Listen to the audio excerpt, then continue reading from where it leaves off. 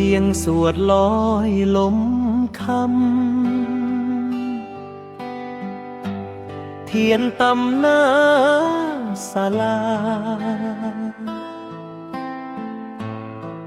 โลงไม้ตั้งตรงหน้า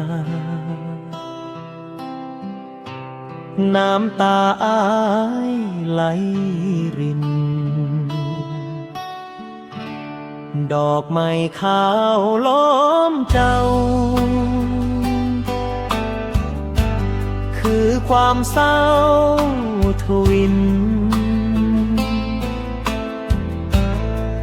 มือนี้เจ้าบ่ยินเสียงอ้ายห้องหายืนเบิ่งหูปหน้าเจ้าใจปวดร้าวแทบขาดชีวิตบักเสียงยืนเคียงหน้าลงเจ้าห้องให้จนเสียงเศร้าจนฟ้ากระสะเทือนสิเอื้อมมือไปจับก็เหลือเพียงลมเลือนอยากให้เจ้าเมื่อคืนลืมตาขึ้นอีกครา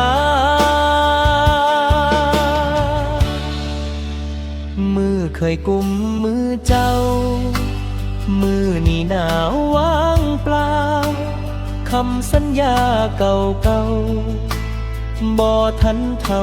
กะลาคนทั้งงานเขาห้องแต่อ้ายมองกว่าไผอยากนอนแทนเจ้าไปสิได้บ่ต้องจากเขาปิดฝาลงแล้วคือปิดลงลมหายใจชีวิตบักเสียงสิอยู่จังใดต่อโลกนี้บ่พอเมื่อบ่มีเจ้าน้ำตาตกใส่ลงใจโยนลงกับเงาแม่นสิไกลปานใดเจ้าอ้ายสิไปตามหาเขาว่าเจ้าหลับแล้วบ่มีแววตื่นคืนแต่อ้ายยังสิยืน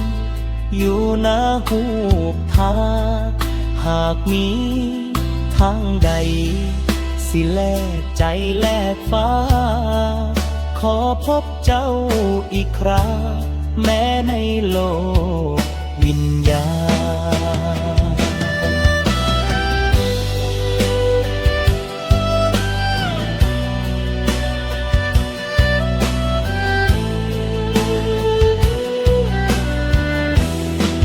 ชีวิต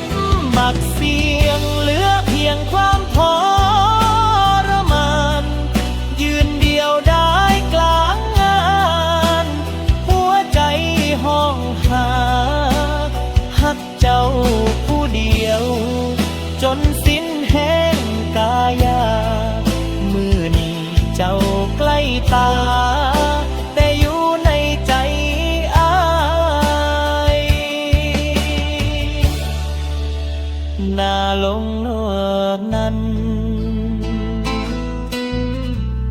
คือวันตายของบักเสีย